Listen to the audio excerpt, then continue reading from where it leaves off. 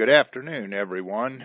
This is Wayne Lee, the CEO of Lee Enterprises Consulting, and I wanted to welcome everyone to today's webinar, Maintaining a Competitive Edge in Today's Ethanol Market, presented by our ethanol team.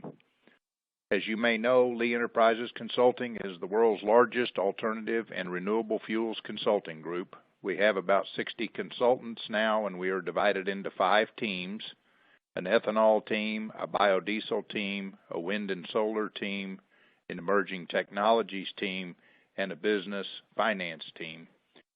Today's webinar is our third and is presented by our ethanol team, and it will be hosted by Jamie Klein, who is the leader of that division. Before I turn it over to Jamie, I have a couple of things I want to cover. First, please take note of the many services that we provide in the ethanol industry. I'm obviously not going to go over each of those. I would invite you to take a look at our website, which is listed on all these slides, and review our ethanol team members' credentials, our services, and please contact us with any questions you might have. Now on to today's webinar. Here is your host and your agenda for speakers. Jamie Klein, who is the Director of Business Development for Christian & Associates and the Director of our ethanol division, will be your host.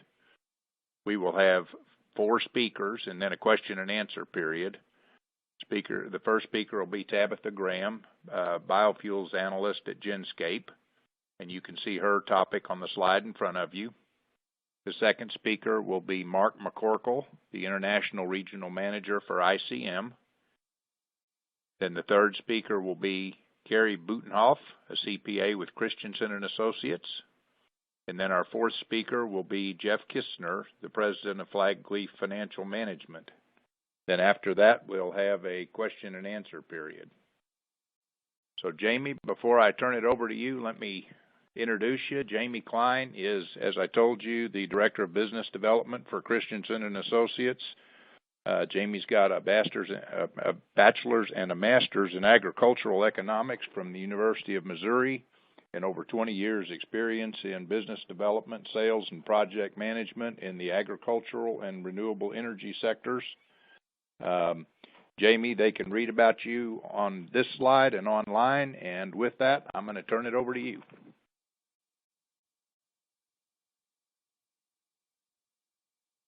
Thanks, Wayne. We really appreciate that. Welcome to everyone on the call. We really appreciate you investing your time in the webinar. We look forward to everybody learning more today, and we look forward to the presentations, and we welcome your questions. Please feel free to enter those questions into the spot there in the software so that we can address those at the end of the presentations. It's my pleasure to introduce our first speaker, Tabitha Graham, an Ag and Biofuels Analyst at Genscape. She is our QAP expert on the call today, works with plants on a day-to-day basis in a couple different industries with QAPs, and assists in the delivery of Genscape's full set of ethanol supply chain products. Tabitha, you have the floor, ma'am. Thank you for the introduction, Jamie. I'm excited to be here and to share about who Genscape is and what we do.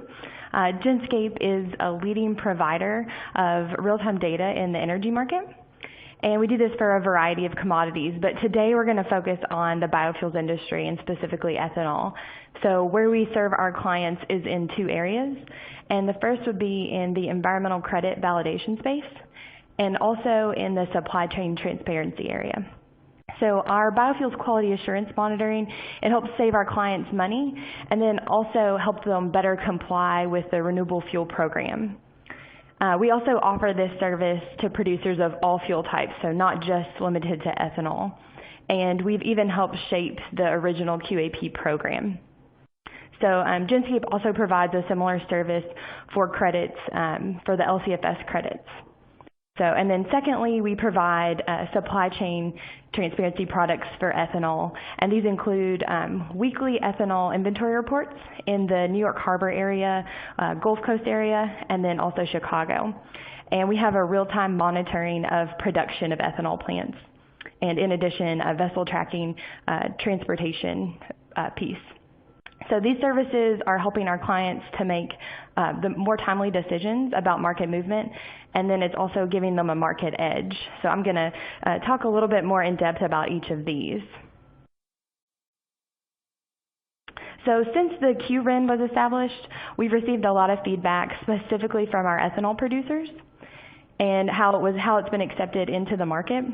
So some of the ethanol RIN buyers have expressed that having the affirmative defense is worth paying a premium for the credits with the Q.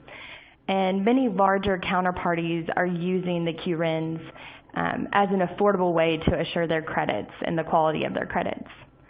We also have facilities in South America that we QAP, and importers are stating that some obligated parties are requiring that the D5 RINs need to be QAP'd for them to be importing that fuel.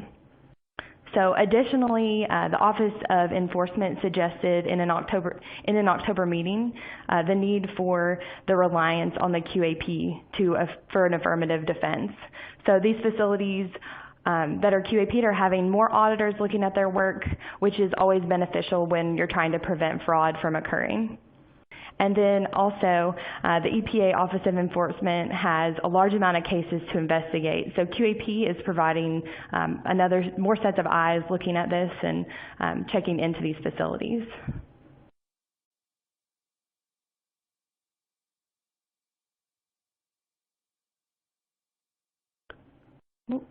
So QAP is related to biofuels production, but Genscape's involved in other areas of the supply chain, and our ethanol storage report is what is supplying transparency into what happens after the fuel leaves the facility and then when it arrives to the storage terminals.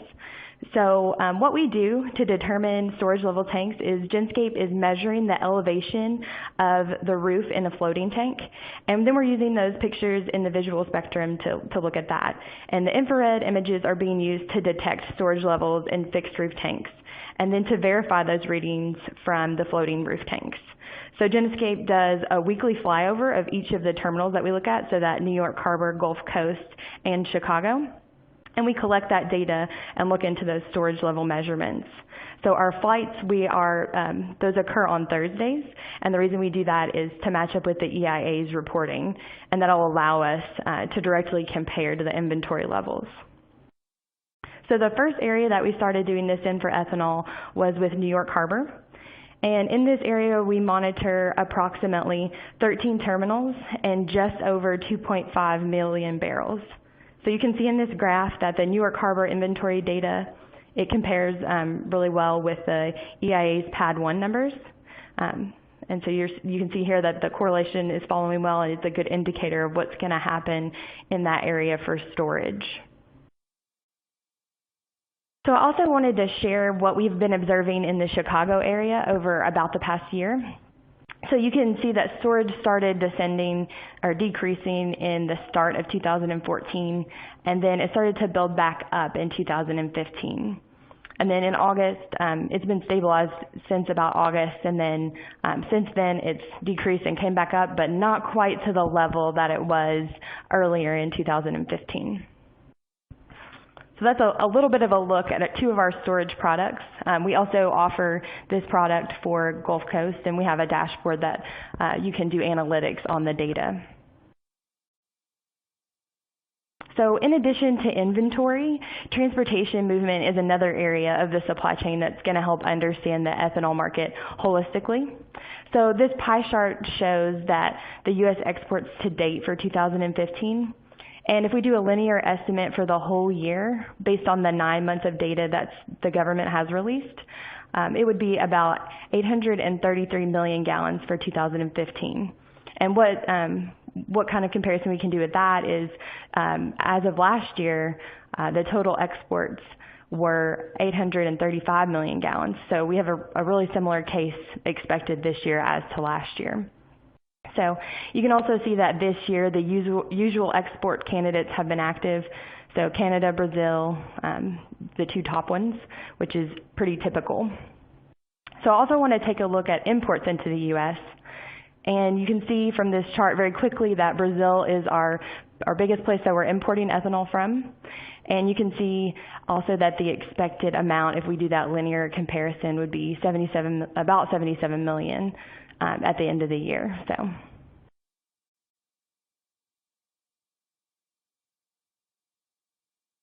So in order to get ahead of the government data released, Genscape is starting to take a look at monitoring ships in real time that are transporting ethanol.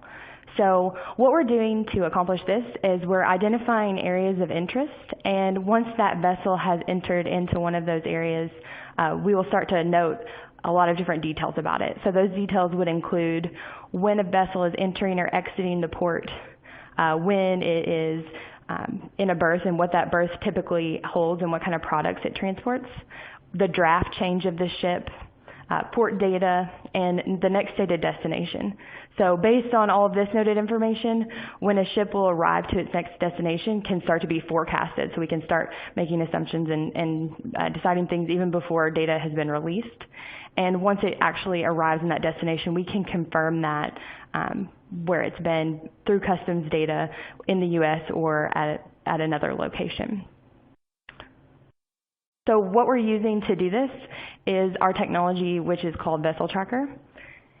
And Genscape, using its Vessel Tracker technology to monitor ships, can basically take AIS signals through our proprietary technology to track these vessels in real time. So we have records of the ship's metadata, which would include what type of ship it is and the capacity of the ship and what it can hold.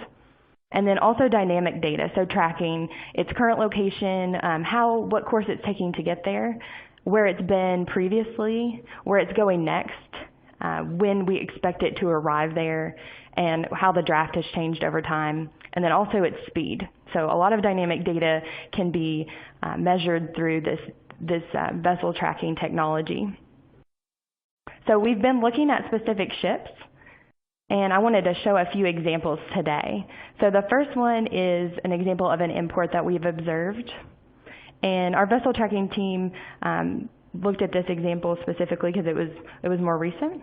And we saw that the ship left the port of Santos in Brazil on September 27th, and then it made 2 stops in the U.S. So one stop was to Selby, California, and the other was to Los Angeles, California.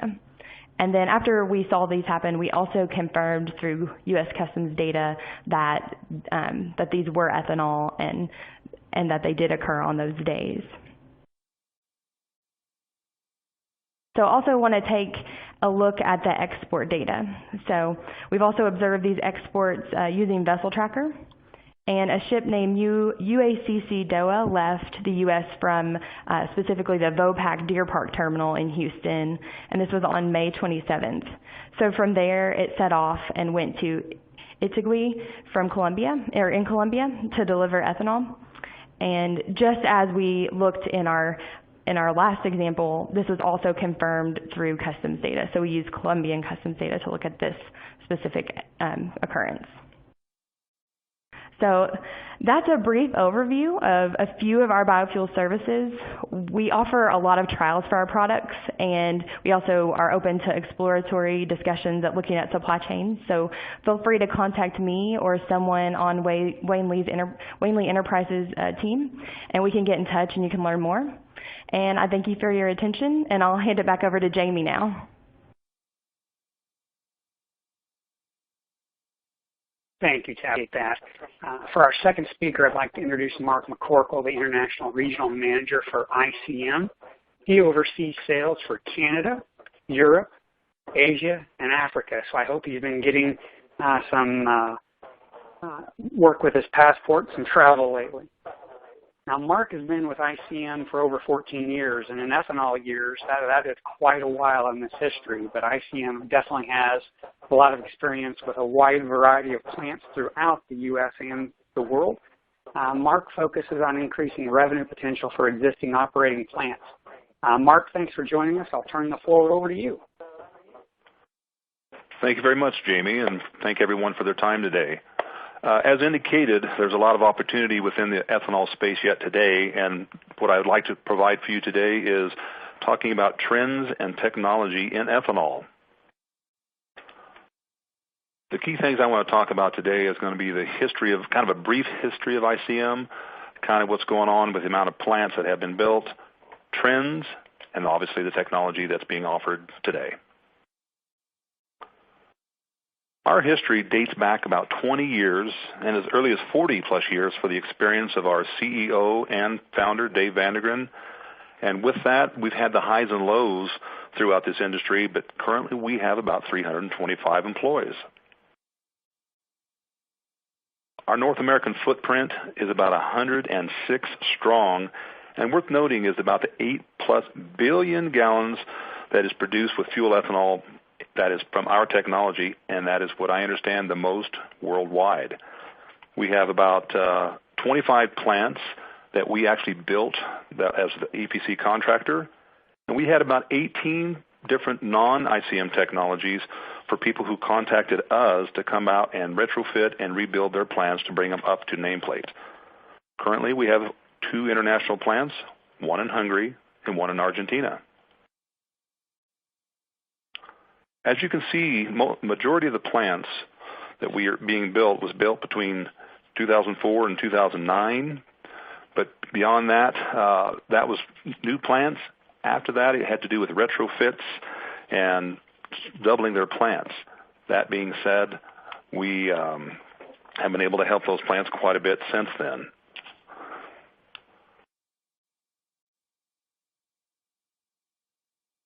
I'm missing a slide, but we won't go into that. Industry trends. What are the industry trends? Most of the plants, as we talked about, were built earlier, but what you see as opportunities today in the ethanol space is incremental capacity changes. That's done just by doing a few things to the plants, but before you can do things to that plant, what you have to do is apply for RINs, because today anything that's being done, they're tracking very critically. The EPA themselves, they've set up an additional gallons by making sure the plants produce new gallons with specific technology that had been listed in the RFS2. Today, the government is requiring the use of the more efficiency that's requirement for lowering the energy on these plants. The new method being the EP3 program, Efficiency Producer Petition Program. Plants wanting to produce more gallons must apply for the program, and if passed, they must monitor the daily production to validate the lower energy usage numbers. Higher yield is also one of those factors. While producing more gallons provides more revenue, some other trending items are minor modifications to the plants to reduce operating costs. A good rule of thumb, it's not how many gallons you produce, but how much it costs to produce each gallon, as noted by our CEO, Dave Vandergren. Some options are upgrades in the CO2 internals, such as structured packing, upgrades in the distillation columns, such as degasification or distribution header, upgrades to any equipment that can reduce the energy load, such as high-efficiency motors. Adding new technologies to produce additional revenue streams is also an opportunity. Many plants, either ICM or non-ICM, can benefit from a plant audit to evaluate how they operate their plant. Pennies saved per gallon on production adds up to when you produce millions per year. So what are some of these technological options that we talk about? You can see from the picture that's more of a standard plant. What you're looking at here is just a very basic representation of a process flow. Obviously corn/wheat, etc., in received, milled, fermented, separated through the distillation where you use the vapors for fuel and the mash for DDGs, which is dried distillers' grains with solubles. Some of the technologies we're going to talk about today happen to be fiber separation and starch recovery, oil recovery, and decasification.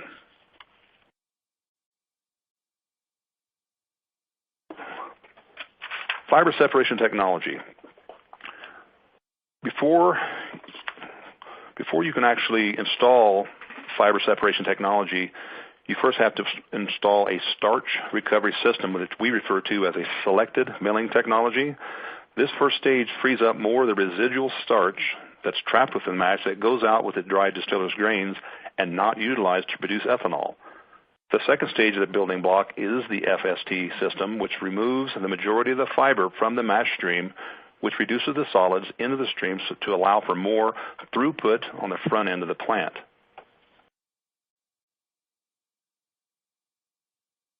But why fiber separation technology? Typically, DDGs is used in cattle rations today, but it isn't as good as it could be. By creating co-product diversification, more animals get what they need. FST separates the protein and the fiber, allowing for a feed more compatible with the animal's required diet. Oil extraction is one of the revenue opportunities for plants that I'll address later, but noting that FST, any plant that already has oil extraction equipment operating, will see an increase in oil recovery.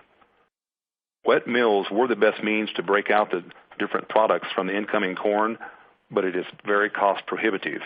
In 2008, ICM rolled out a dry fractionation product, but it too was too cost prohibitive. Today's answer and the first cost prohibitive opportunity is to include some wet mill technology within a grind process, which is FST.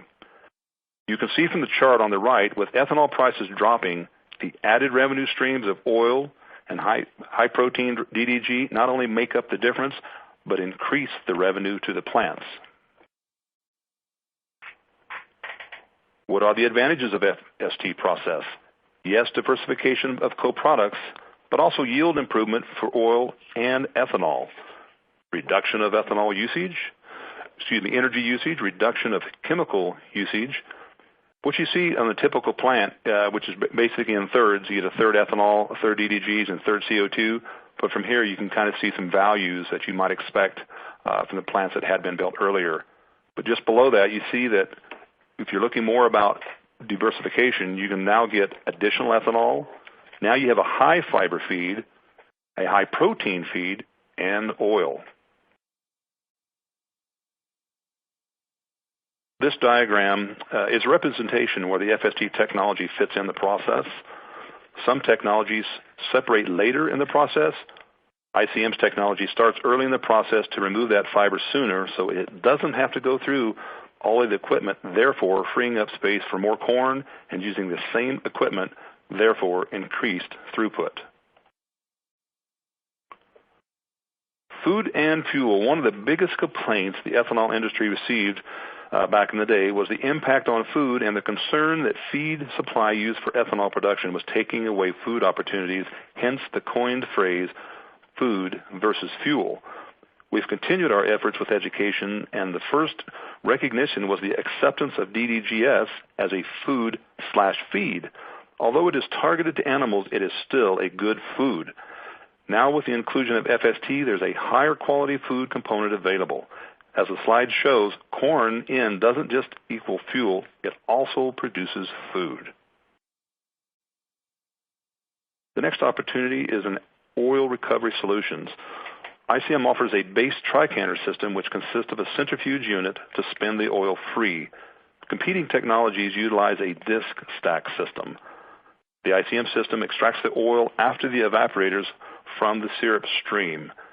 Each technology has their pros and cons, but the BTS system has proven to be the superior unit on the market today. The diagram represents a simple process flow for the BTS. Feed from the tank into the centrifuge/BTS and separated into oil and solid streams distributed to the appropriate tanks. Degasification. The purpose of this technology is to remove the entrained CO2 from the first distillation column, that being the beer mash column. And the benefits are greatly improved vacuum level, greatly recognized during the summer, significantly reduced beer column carryover. It allows for additional column throughput, lessens cleaning frequency from the side stripper, therefore less fouling, lowers acidity and alcohol, helping with the ethanol spec, significantly reducing flashing in the beer feed pipe. The system consists of an additional vessel adjacent to the beer mash column. Final thoughts for you as you consider means to maintain profitability of a plant. Do you keep the plant as it is today, or do you seek out technologies to improve your bottom line? Where we are considering a plant to be a typical ethanol plant, as shown on the left, and the outputs you would typically see, you have the opportunity to be referred as a biorefinery, as seen on the right, with more revenue streams and more opportunities for these plants. With that, I thank you, Jamie, and turn it back over to you. Thank you, Mark. For our third speaker, I'd like to go ahead and continue moving forward in the interest of time. I'd like to introduce Carrie Buttonhoff, our manager at Christensen & Associates. And Carrie really runs our RIN practice and also performs training, consulting, validation, and research services for RFS clients, as well as performing some audit services for businesses, as well as audits on the Canadian Renewable Fuels Regulation. Carrie, the floor is yours. Thank you, Jamie. I just did want to start with giving you a little bit of background on Christensen & Associates in case you're not familiar with us. It'll be very short and quick. We are a public accounting firm that's located in Willmar, Minnesota, and we do offer all of the traditional accounting services, audit, review, tax, and all of those normal services you would expect from a CPA. In addition, we also, specific to ethanol, offer a benchmarking program where we collect data from participants on a quarterly basis, compile that data and calculate some key ratios, and then put that data back out to those participants so that they have a benchmark to compare to. And finally, the part that I manage is our compliance department, and in that department we work mainly with the RFS through this point. We have also added some newer services. We have been working with the Canadian Renewable Fuel Regulations. We are just going to be rolling out some sulfur benzene consulting and attest services, and are also beginning to work with the LCFS. Recently, in the consulting that I've done with our clients, we've had a lot of questions on the grandfathered baselines and how to manage those volumes or get around those baselines as we approach year end. And so that's what our topic is going to be today, is looking at those grandfathered baselines. Just in case you aren't familiar, I was just going to do a quick recap on what the baselines and current pathways look like. Grandfathered baselines are in place for older plants that were built before December of 2007. And it automatically proves that you meet the greenhouse gas reduction of 20% in order to generate a B6 renewable fuel RIN. The grandfathered baseline itself is set at your permitted capacity as of December 2007, or if you had construction started before December of 2007 or expansion started before 2007, then it also applies to those as long as they were completed by December 2010. If you expanded if you started expansions after December of 2007, then those expanded capacities do not meet the grandfathered items, and you would not be able to generate RINs on that. So if I just got a new permitted capacity approved last year, then that would not be included in my grandfathered baseline, and I cannot increase my grandfathered baseline for that capacity. So what do we do when we expand beyond that grandfathered baseline? That's the point that we need to figure out.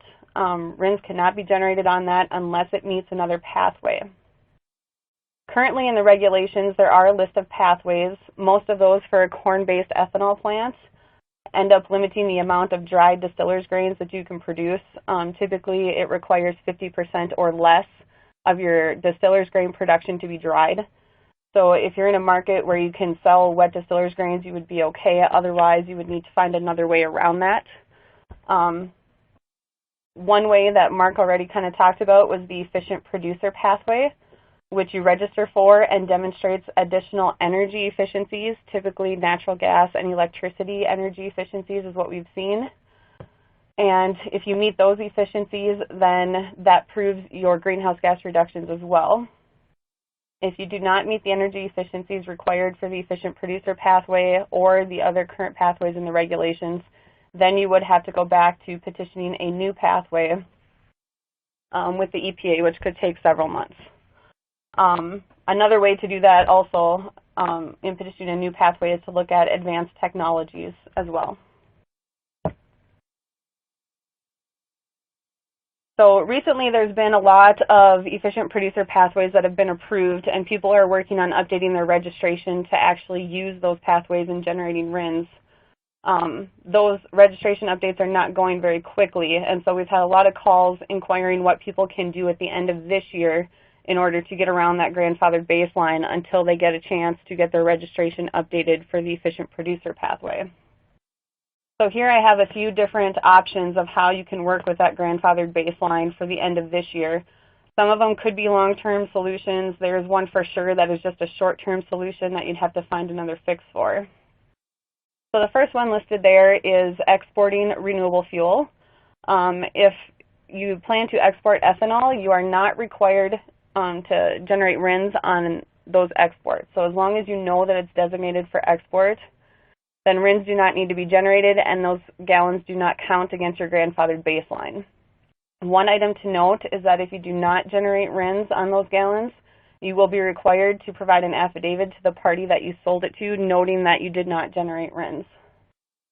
Also, just an additional note that if you're looking at exports to Canada, Canada does have a renewable fuel regulation as well, and if you're noted as the importer of record into Canada, then that would trigger Canadian reporting, registration, and audit requirements as well. So you want to be careful that the other party would be noted as an importer if you want to avoid that paperwork.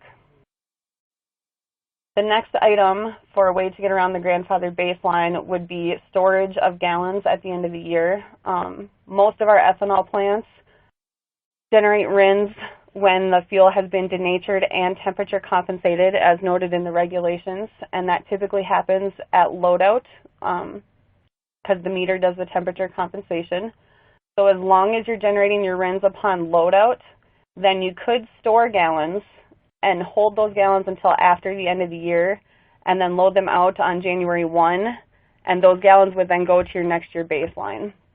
So you do need to have enough storage space in order to store enough gallons for what you plan to be over on your grand line. And then also just to note that this is not a permanent fix. So this is one that will get you through this year, but you'll need to look at another plan for next year because your problem is just going to compound as you end up generating a lot more on January 1 and reaching your grandfathered baseline sooner in the next year. The third main way to get around the grandfathered baseline would be to sell undenatured product. Under the renewable fuel regulations, ethanol is not considered a renewable fuel until it is denatured. So if you're selling alcohol, that does not require RIN generation. You do have to have permitting for that, so it probably is not a solution for the end of this year. But if you're looking into next year and you're not looking to do an EP3 or another pathway, then you may want to look at doing some undenatured product sales. Also a note, we do have some clients that are doing undenatured product sales and are well below their grandfathered baseline, and they have inquired about purchasing alcohol from another plant that is over their baseline and denaturing it themselves and then generating their RINs on that. We have had discussions with the EPA, and this is prohibited. So if someone approaches you that is at their baseline and wants you to generate RINs for them by denaturing their alcohol, that is not allowed under the RFS, and those would be considered invalid RINs.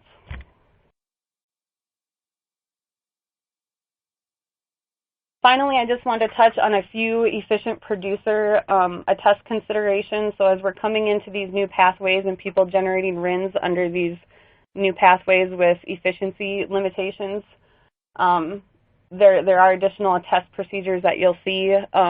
Whoever your CPA is that's completing that should be doing some testing of your model and verifying that you're meeting those requirements. So beginning in the year that you generate RINs under the efficient producer pathway, we will be requesting your updated registration materials. So we'll want to see your OTAC reg form from within the EPA program. We'll want to see any updated engineer reviews, and also there's a required explanation of how you plan to model the required energy efficiencies. In addition, we'll also be requesting your actual energy model that shows that you've met the energy efficiencies that are in your pathway. And then we'll also be requesting samples of support for the model. So we won't be requesting the entire year's worth of natural gas and electricity usage from your providers to verify everything that's in the model, but we will be selecting some random samples and verifying that specific days or months are reported correctly in the model. So we will be requesting natural gas usage from your provider, electricity usage from your provider, or any other efficiencies that were noted in your pathway. Also, the last point there, the efficient producer pathway does require that you use up your grandfathered baseline before you begin using the efficient producer pathway baseline. So we will go through the reports and verify that you've completely maxed out on your grandfathered baseline prior to using the EP3 pathway. So those are just some items to consider as you're moving forward into the efficient producer stuff. Make sure that you have the documentation required, as it will be requested by your CPA. And with that, I'll give it back to Jamie. Thank you, Carrie. For our fourth speaker, I'd like to introduce Jeff Kistner. He's the president of Flagleaf Financial Management. Jeff spent 20 years as a lender working for both local banks and for CoBank. Now he has his own business performing financial advisory and consulting services for renewable, food, and ag business sectors. Jeff, I'll turn it over to you. All right, thanks, Jamie. What I'd like to do is spend a little bit of time talking about the business and finance division and what we do and how the Lee Enterprises Network can fit into your business, or what services you provide, how we can assist you. This slide that I have up is just a summary of the second slide that was at the beginning, where I summarized the key services that we can offer as you are either developing, as you're reviewing, or as you are considering doing something with your current plant or building a new cellulosic plant. Back when I was a lender in the early stages, early development period of the ethanol Gen 1 space, I had many business plans seeking financing, and so I put together this 30,000-foot overview of some steps. And when somebody would walk in and say, we need to borrow money, where were you at in your process? And as the Lee Enterprises Network, we can actually provide assistance in each one of these. And so if you're in the beginning stages where you've had your initial meetings, we can help you strategize there, to how do you get your organization formed with the legal experts on the team, to securing some upfront seed money. Now, if you're a current plant and you're looking at adding on technologies like FST or one of the competitors, do you have enough working capital, and what is the proper working capital that you need? We do provide the feasibility work, and all of our feasibility studies meet the USDA requirements for grants and their B&I programs, where you do factor in the economics, the market, the technical, the financial, and the management aspect. And as you work on that feasibility study, that normally flows right into your business plan. And as I tell everybody that calls me, I like fluid business plans, not static, because things do change. And as you see improvements, you want to make those improvements, and it enhances that business plan. Plus, you're going to talk about the intrinsic value that you're bringing to your existing plant, or why you bring the value to the new construction project that you'd like to do. Then as you wrap up the business plan, how much equity do you need to raise, how much debt that is adequate or available as you talk with the banks, and we move into those areas, helping you develop your prospectus or meeting with your equity providers or the banks. Many times people go too soon, but once you have these steps in place, we have the experience to bring you that full circle to end up getting really the right capital partners in place for you. And then you start your construction. But as you do that, you need to understand your EPC contracts and what you're entering into and who's taking what risk. And which leads me into my next slide, risk identification. And as you sit down and you're developing your project, no matter if it's a bolt-on or if it's a brand new construction, you need to identify and assess risk. Nobody wants to take risk, especially the capital providers. And so take a look at your technology and construction. Are they proven? What's the contracts? Is the EPC, is it guaranteed, et cetera? But then how is it going to operate? Do you have experience on your team that can run your new technology or the bolt-on, or is there experience out there that you can bring into your community to make sure this plant produces? The third risk and assessment is your commodity and your feedstock. You buy a certain product to process into ethanol. Usually there's no correlation. So how do you manage that? Is there adequate supply? As you build your plant, are you going to increase that feedstock price? What's the other competitors out there? The fourth one is management. Do you have the right team? Making sure everybody understands the role that needs to be done to accomplish that value that you want to create. Right now, the government risk is the big one, and if I had to rank it, I'd put that as number one. What is our government going to do? We hear a lot of debate, a lot of chatter, a lot of media reports, but how do you manage government risk, and how do you mitigate that? And once that gets calmed down, then it drops back down to the next go-around when there could be some changes. Over the past 3 or 4 years, I've actually increased currency risk as I'm working on projects that with an international flavor, currency has become a key factor. And how do you manage currency risk within your contracts? Is it all based on U.S. dollars, or will it be based on the currency of the country that you're bringing the technology from? The final slide that really highlights what does it take to attract the financing and bringing in the network here to assist is character. That's the 5 C's that all the bankers have memorized. What is the management team? Who is the management team? Where's their depth of knowledge coming from? And would your capital providers believe in that management team? Collateral, what is the value, what is the quality? These are all special use businesses, and therefore it's not like selling that 100 acres that everybody will buy, or that house down the street that has multiple potential buyers. This is a highly specialized collateral, and therefore you need to understand that quality and that value. They also look at capital, how much equity, how much debt, how much working capital. There's a difference between solvency and insolvency, and how do you strengthen that balance sheet? And we can give some guidance on the capital structures and layout. Capacity, can you repay? No matter if you're looking for equity or you're looking for debt, people want to make sure they get their principal paid back, and so it's the return of cash, and can you cash flow it? Conditions.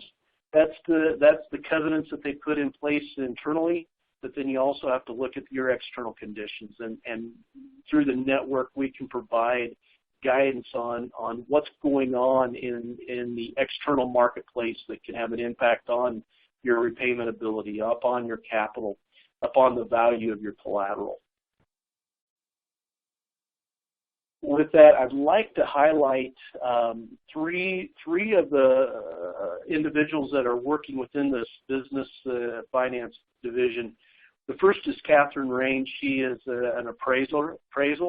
Not a lot of people are out there doing appraisals, or if they do, they don't have the experience, and we just want to highlight Catherine. Now, in addition to the appraisal work, there are evaluations, and many times if you're a Gen 1 plant looking at trying to figure out, do we add this technology or not, you want to sit down and say, what's the intrinsic value that we're bringing, and how do we value this new technology to our existing plants? And we can sit down and do the same thing. We can aid you and assist you in creating that valuation. The next person is Mindy Collier Associates. She's had 25 years of experience in grant writing. And with all of the stuff going on with the government, USDA, it's time to tap into getting some of the grant funds, or using the business and industry guaranteed loan program, especially if you're struggling to find or attract banks with the guarantee they don't have to reserve against what the government backs. And Mindy wanted me to make a note that the next USDA deadline is May 2nd of 2016 for the REAP program. And in addition to Mindy, part of our network, I'm aware of at least 6 grants that have been approved and awarded in this last go-around with USDA. So we do bring some experience in aiding and helping get through the grant process. And the final expert that's in our division is in the capital funding area, and that's Sullivan and Worcester, a law firm out of Washington, D.C. And they have a network of equity investors, tax equity investors, lenders that will do project development, and hedging counterparties. And so their law firm specializes in this area of attracting capital. With that, I'm going to turn it back over to Jamie and take any questions that you have for the group. Okay, thank you to each of you for those presentations. We've got several questions that came in from the audience. So we're just going to take those and continue to send in questions. We'll see if we can get to all of them in the limited time that we have. So first question out of the gate is for Mark. Mark, what's the general composition of the fiber you mentioned? From the testing we're doing, we're seeing the fiber average about a 6% fat dry and about a 6% starch, 14% starch dry basis, and about a 21% protein dry basis.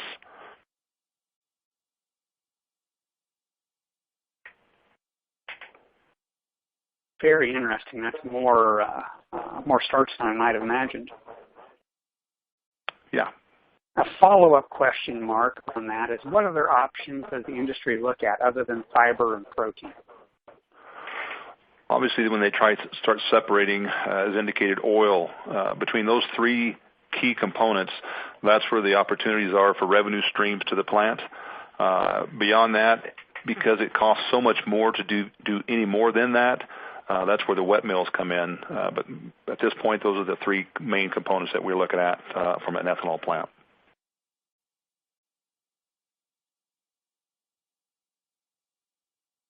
Okay, a question for Carrie. As you mentioned, the registration process has been very slow here at the end of the year for plants.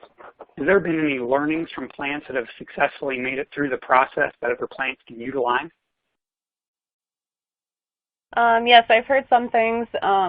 Just to note, there are a few that have actually been approved now. I think I've heard of maybe 2 or 3 that are approved and ready to actually start generating under the EP3 pathway. What I have heard from them and some others that are getting close to that registration approval is that the EPA is asking for very detailed information, and the thing that's taking the longest is working with their providers on getting the detail that they need. So natural gas companies or electricity companies are typically not providing daily usage to the plant. So to get the mechanisms and the things in place with these third-party providers so that the plants have the daily documentation that they need to model these efficiencies has been the biggest struggle. So if you're looking at petitioning for an EP3 pathway, you may want to start talking to your providers now so that you can start getting that documentation in place that's required. You do need daily usage of any energy efficiencies that you're using in that pathway.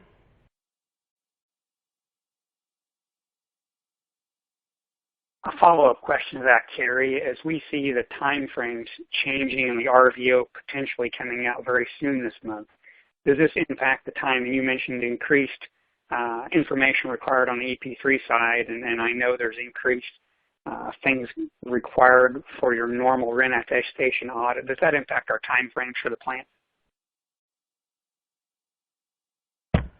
The time frames on the actual registration, or just time frames on like the attest and stuff in general?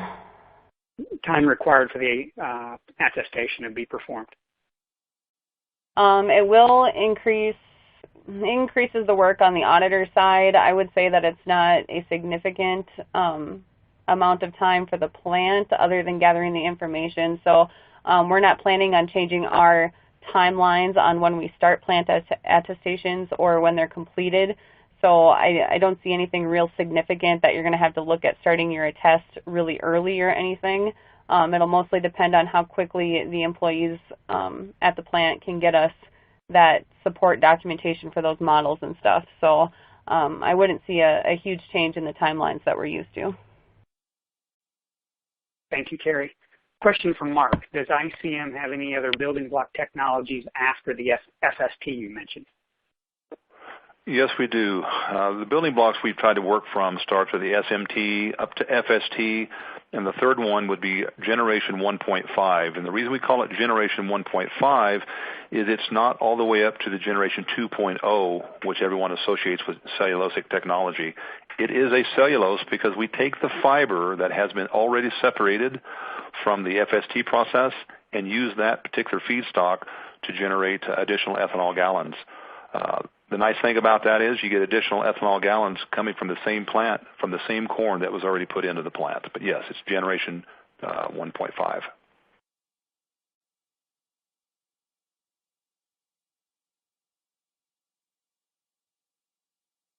Okay, Mark, we had a question just come in that I wanted to get to because it's a follow-up question from our earlier conversation. If the amount of starch you're seeing is high, would it be not logical to improve upon the starch to ethanol technology, I believe is what is being asked here? Of course. It's always important. Some of these samples we're using, please keep in mind, we have a first adopter opportunity, and we have 2 actual plants that currently have this technology in operation today. But what we're trying to do is validate these numbers. But this is what they're seeing today, and as a result, you are very clear, the individual who asked this, anytime you see that much starch, you want to find out why you have that much starch. And what we're finding, it depends upon if you have your hydro heater in operation or not. When the hydro heater is in operation, those starch numbers go down greatly. Therefore, your protein value goes up.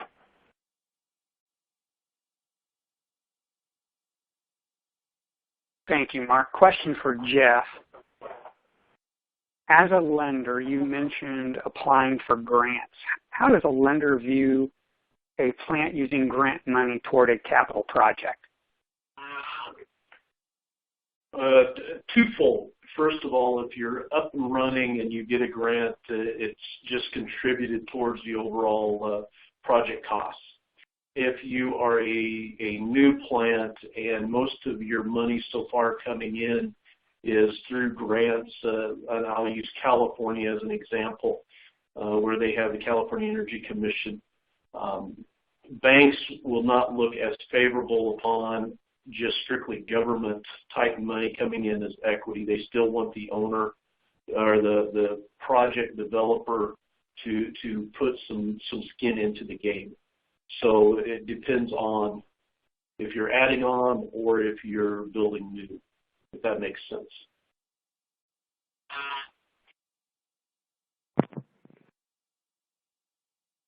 Yes, that definitely makes sense. Thank you, Jeff. And I think that's all the time we have here today, this afternoon. We will continue to address, we've got some other questions we'll address individually after the presentation. With that, Wayne, I'll turn it back over to you to finish things up. All right. Thank you, Jamie.